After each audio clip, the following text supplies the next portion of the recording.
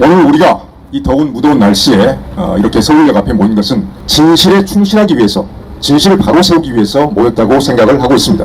윤석열이란 사람이, 대통령직을 수행하고 있는 윤석열이란 사람하고 그 처 김건희가 미워서 나온 건 아니라는 것이죠. 진실을 바로 세우고 사실을 바로 잡고, 그리고 진리라는 말이 있습니다. 진리의 빛을 바로 세우기 위해서 이 자리에 모인 것이고 바로 그것을 위해서 윤석열 현재 대통령을 맡고 있는 사람의 사퇴를 요구를 하고 있는 것입니다. 윤석열에 대해서 세 가지 점에 대해서 말씀을 드리겠습니다. 먼저 윤석열은 원래부터 대통령이 되면 안 되는 사람이었습니다. 그 말을 2017년 1월 초부터 올해 지금까지 7년째 계속 해오고 있습니다. 그런 소모수였던 사람들이 계속 있어 왔습니다. 저 역시 2017년 1월부터 특검 조작 수사, 위증 교사, 증거 조작, 부당한 법리 등등을 계속 지적하면서 특히 제가 2017년 3월 초에 당시 윤석열 특별검사 수사팀장의 형사 피의자와의 동거 문제를 제가 제일 먼저 공개적으로 거론을 했었습니다. 요즘에 그런 문제를 가지고 누구가 누구를 고발을 했다고 뭐 그런 얘기를 들었는데, 그런 분을 고발하려면은 2017년 벌써 5년 6년 전에 공개적으로 지금 동영상이 다 돌아다니고 있어요. 그 동영상이 최대집이부터 고발해야 되는 거 아닙니까? 맞습니다. 윤석열은 대통령이 되어서는 안 될 뿐만 아니라 앞에서 여러 가지 태블릿 PC의 어떤 증거 저장 문제, 여러 가지 문제를 말씀해 주셨는데, 한마디로 주장하자면 대한민국의 법치를 파괴한 중대 범죄자입니다. 따라서 무슨 대통령직을 수행하면서 이런 정책 저런 정책을 수행하고 이런 대통령의 언수를 통해서 이건 잘하고 저건 못했기 때문에 비판하고 이런 차원의 게 아니란 말이에요. 거기에 그 중대 범죄에 대해서 상응하는 책임을 지고 그에 대한 합당한 죄값을 치러야 되는 사람입니다. 그리고 그 중대 범죄의 수준은 우리나라 대한민국, 이 소중한 대한민국, 자유대한민국의 정상적인 국가 운영을 완전히 흩뜨려버린, 국가체제를 붕괴시켜버린 그러한 악행이기 때문에, 그러한 중범죄이기 때문에 저는 윤석열을 국가의 적이라고 칭하고 싶습니다. 국적 1호입니다. 국도 1호는 저기 남대문이고요. 국적 1호가 바로 윤석열이고, 우리는 이 국가의 적을 단호하게 진실과 정의의 힘으로 퇴진시켜야 합니다. 두 번째, 제가 이런 말씀은 잘 드리기 평소 꺼려하는데, 평소 윤석열 개인으로서, 대통령이니까 사실 개인 사인으로서 그런 어떤 지위는 이제 더 이상 가지고 있지 않다고 봐야죠, 5년간. 근데 개인으로서 하고 다니는 언행이 너무나 상식적으로 이해할 수 없고 국민들에게 혐오감을 일으킬 뿐만 아니라 심지어 고통스럽게까지 하고 있는 겁니다. 여러분, TV에 윤석열, 김건희라는 사람 나오고 신문에 나오면 마음 편한 마음으로 보고 있을 수 있습니까? 많은 국민들이 TV 꺼버리거나 신문을 던져버려요, 그냥. 이게 누구를 미워해서 그런 게 아니라 그 사람이 축적해서 해온 일들, 말들, 언행, 생각, 표정 이런 게 다 쌓여서 국민들한테 자연히 그런 반응을 일으키게 하는 거예요. 윤석열 지난 몇 년 동안 입만 열면 거짓말이었습니다. 맞습니다. 대통령이 당선되고 나서, 그리고 대통령이 취임하고 나서는 이제는 입만 열면 설화입니다. 설화. 혀가 일으키는 화를 설화라고 하는 겁니다. 검사들을 공정거래위원장, 금융감독위원장으로 앉혀놓고 너무 검사들만 너무 앉히는 거 아닙니까? 고위공직이 아니까 이게 법치주의입니다. 미국에서는 다 그렇게 하고 있습니다. 도대체 이게 법치주의, 이런 것을 법치주의라고 하는 사람이 우리나라 어디 있습니까? 법치주의는 중학생만 돼도 기본적으로 배우는 거예요. 권력자들이 자의적인 권력을 행사해서 자꾸 국민의 자유와 재산을 빼앗고 하니까 그렇게 하지 말고 남용되는 권력, 오용되는 권력을 법이라는 기준, 원칙을 만들어서 제한을 지키자. 그래서 국민의 자유와 재산을 보호하자. 이게 바로 법치주의 이상 아닙니까? 이건 무슨 어려운 얘기도 아니고요. 중학교 사회책에 나오는 거예요. 중학교 사회책에 10살, 12살짜리들이 보는. 그런데 검사를 고위공직자에 많이 임명하는 게 법치주의다. 뭐 하는 거예요 도대체? 책 한 자라도 보는 거예요. 신문이나 보는 거예요. 밤마다 술만 먹고 돌아다니는 거예요. 그렇게? 그러니까 뇌가 줄어들어가지고 그런 이상한 말도 안 되는 일이나 말이나 하고 있죠. 그리고 거기 그 부인 봉화마을 예를 가서 노무현 대통령 참배하고 왔지 않습니까? 추모하는 건 좋다 이거예요. 저는 그 사람이 어떤 사람이든 추모하는 것은 존중합니다. 그 어떤 그 뜻도 고귀하게 평가합니다. 그런데 왜 거기에 사인, 씨름선수 같은 여자 있지 않습니까? 데리고 와가지고 그 사인을 대통령 경호한테 경호시키는 것 직권남용입니다. 경호처장은 직권남용을 한 거예요. 대통령 경호는 대통령하고 대통령 부인 그리고 직계 가족에게만 하게 되어 있습니다. 다른 사람에게 경호를 하게 되면 그거 자체가 직권남용이 되는 거예요. 그래서 그 일에 대해서 기자가 물어봤지 않습니까? 또 뭐가 그렇게 공부도 안 하고 생각도 안 한 사람이 자신이 있는지 날마다 출근하면서 기자들하고 뭐 미리 정해놓은 것도 없이 기자회견을 하고 있어요. 무식하면 용감하다고 하는 겁니다. 그래서 거기에서 계속 설화가 터져 나오고 있는 거예요. 그래서 그 문제를 갖고 물어보니까, 김건희 씨 문제를 물어보니까, 내가 대통령 처음 해봐서 어떻게 해야 되는지 모르겠다. 여러분들이 알려달라. 어떻게 대통령 입에서 대통령 처음 해본다는 소리가 나옵니까? 87년 헌법 체제, 87년 헌법 개정에서 우리나라 대통령 5년 단임제로 개정이 됐어요. 더 하고 싶어도 딱 한 번만 하게 되었습니다. 모든 노태우 대통령이, 모든 대통령이 다 대통령 한 번만 하게 되어 있는 거예요.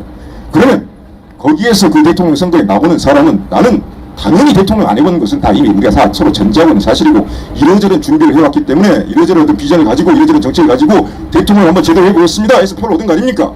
그러면 대통령 처음 해봐서 이런 말은 해서는 안 되는 것이고, 정말로 윤석열 나 대통령 처음 해봐서 이름 모르겠다 그러면 그만두고 집에 가야 되는 거예요. 국민 여러분한테 알려달라니, 대통령 일을 국민들이 알려주는 게 그게 국민의 의무입니까? 어떻게 일반 국민들이 대통령 일을 알아요? 그럼 신문기사에서 많이 다루지 않았는데 이 사람의 고질병이 있습니다. 협박이라는 고질병이 있어요. 국무회의를 마치 피의자 취조하듯이 운영을 하고 있답니다. 6월 7일날 국무회의를 했는데 교육부 차관이 이러저런 어려움이 있어서 반도체 전문가 교육하는데 대학 정원에 어려움이 있습니다. 그러니까 윤석열이 뭐라고 했느냐, 그동안에 저희들이 접해왔던 얘기들, 피의자한테 너 평생 감옥에 썩게 할 테니까 빨리 물어 이 자식아, 이런 걸 늘려왔단 말이에요. 그 교육부 차관한테 교육부 없애버릴 테니까 다시 내 앞에서 개봉하지 마, 이랬다는 거예요. 국무회의를 피의자한테 중대한 어떤 폭력적인 위협, 협박하듯이 운영을 하고 있는 사람이 윤석열입니다. 이게 대통령 리더십입니까? 이게 우리를 대표하는 지도자의 모습입니까? 윤석열을 찍든 찍지 않았든 이런 무도하고 폭력적이고 협박하고 이런 사람이 우리의 대통령이라는 것이 저는 너무나도 부끄럽고, 이 나라가 우리가 너무나 잘못된 선택을 했다 하는 그런 말씀을 드리겠습니다. 그래도 설화가 너무 많은데 더 말씀드리지는 않겠습니다. 그 마지막에 정책 문제를 몇 가지 말씀드리겠습니다. 외교 정책, 대통령 취임하자마자 바이든 미국 대통령과 한미 정상회담 했죠. 성과라고 막 이야기했습니다. 그런데 이 정상회담은 아무런 성과가 없었습니다. 덕담 수준 이야기를 했고, 그 이전에 문재인 대통령, 그 이전에 박근혜 대통령 했던 것보다 훨씬 더 못한 그런 어떤 예의 차리는 수준의 덕담만 받고 끝났어요. 그럼 재미는 누가 봤냐? 미국 정부가 다, 미국 민주당 정부가 다 봤습니다. 확실하게 챙긴 거, 삼성 등 대기업으로부터 수십조 투자 약속 딱 받아서 문서에 도장 찍고 갔습니다.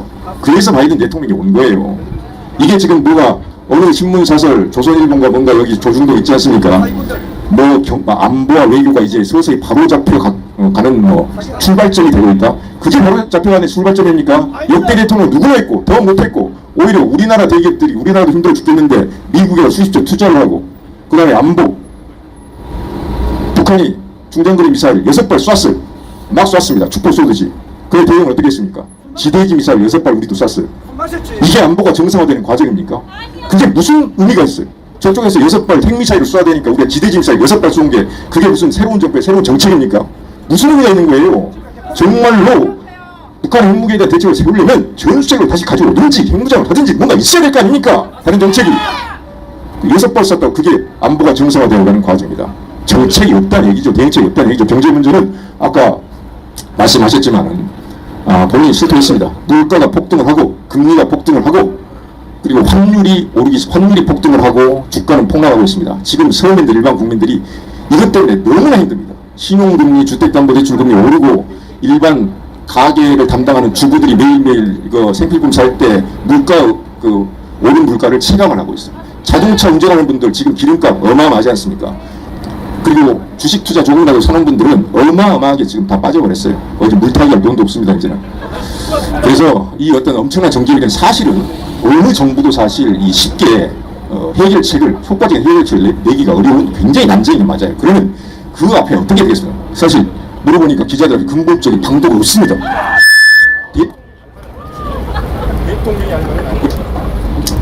그래서 경제 문제에 대해서 이 정도 말씀드리고, 무능입니다. 무능한 것 말씀드리고, 제가 정책 문제는 이것은 좀 잘했고 이것은 잘못됐고 그런 차원에서 저는 논의를 할 생각도 없고 할 필요가 없다고 생각합니다. 한 가지 비유를 드리겠습니다. 사악한 악당이 한 마을의 대표자가 됐습니다. 폭력적인 힘을 동원해서 했던 마을 주민들의 선출에 의해서 뽑혔던 마을 대표자가 됐어요. 그래서 그 사람이 몇 가지 주민들 어려운 거 해결해 줬다고 그 사악한 악당을 우리의 계속 대표자로서 인정하고 그 사람 찬양하고 지지하고 그렇게 계속 갈 겁니까? 그 마을을 그렇게 아름답게 사람들이 도덕적으로 정말 착하고 정의롭게 살 수 있도록 만들어 놓은 선조들한테요. 선조들을 어떻게 볼 겁니까? 얘들은 뭐라고 교육할 거예요? 그래서 학문적 정책에 대해서는 관심을 두지 마시고 두실 필요가 없습니다. 그리고 못할 수밖에 없어요. 그런 거짓말쟁이는. 이 잘못된 정권을 만들어낸 바로 이 사람을 우리가 단죄하고 바로 세워야 됩니다. 이 나라는 정의가 무너져버린 나라예요. 정의의 최후보일인 법정의 정의부터 가장 먼저 무너졌습니다. 누가 무너뜨렸느냐? 윤석열 일당이 무너뜨렸어요. 그러면 선거라도 해서 그걸 바로 잡아서 그 다음 법정 정의를 바로 잡아야 하는데 선거에서도 완전히 정의가 무너져 버렸습니다. 윤석열이 당선된 게 선거에서 정의가 완전히 무너져 버린 거예요.